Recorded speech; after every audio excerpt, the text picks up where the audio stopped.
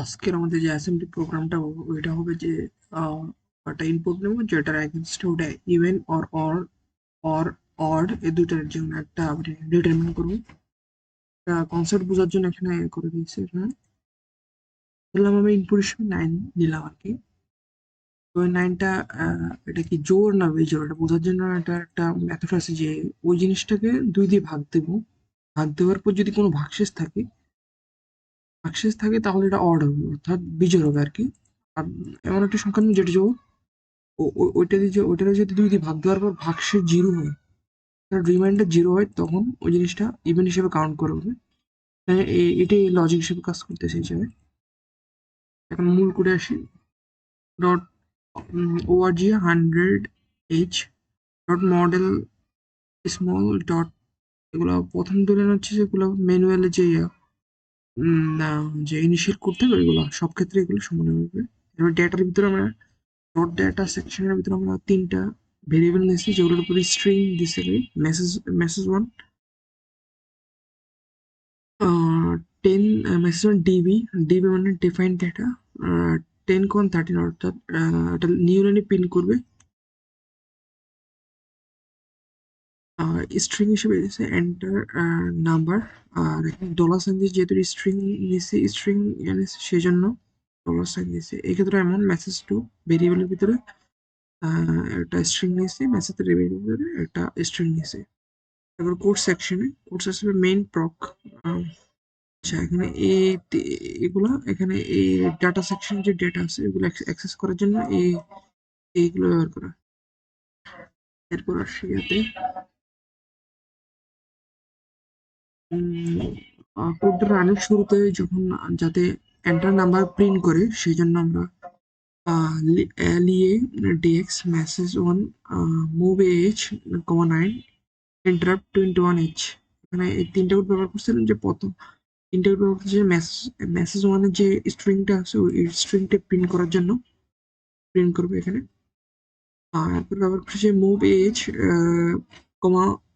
1 interrupt 21h, অর্থাৎ এটা message ওয়ানে যে মেসেজ ওয়ানে একটা ভ্যালু ইনপুট নেওয়া হয়েছে। এই কোডটা মেসেজ ওয়ানের এগেনস্টে একটা ভ্যালু ইনপুট নেওয়া হয়েছে।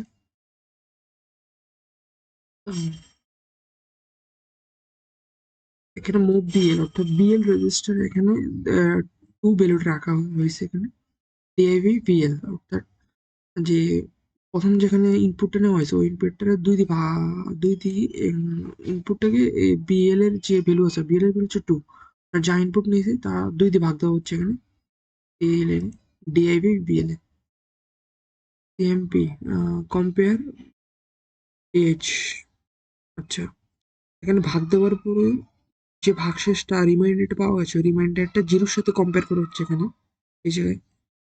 কম্পেয়ার করে যদি রিমাইন্ডার যদি 0-র সমান হয় তখন এটা ইভেন লেভেলে ট্রান্সফার করবে। Jump to even even even লেভেলে জাম্প করবে।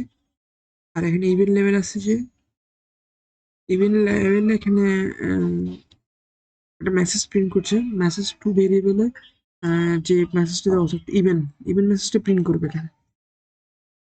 প্রিন্ট করার পর মেইন এনডিপি প্রিন্ট করার পর পুরো কোডটা এক্সিকিউট হয়ে যাবে আর রান করবে না, মানে এখানে শেষ হয়ে যাবে কোডটা আর কি।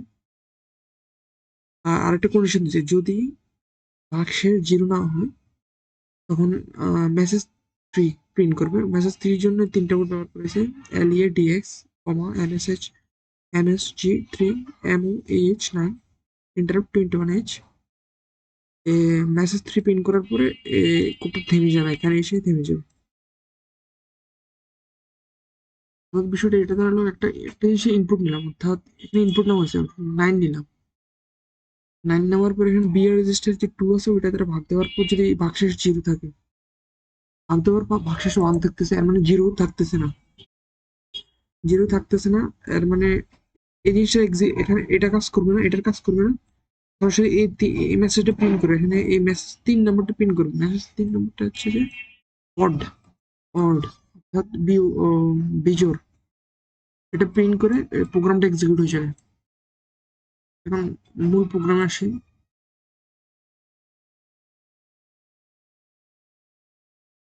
9 দিলাম, অড নাম্বার প্রিন্ট করছে, অড মানে বিজোড়, এখানে 9 অড। ঠিকভাবে কাজ করছে। এখন 10 দিয়ে দেখি, 8 দিয়ে 8 ইভেন, মানে প্রোগ্রামটা ভালোভাবে কাজ করছে। এটা হচ্ছে আমাদের আজকের প্রোগ্রাম।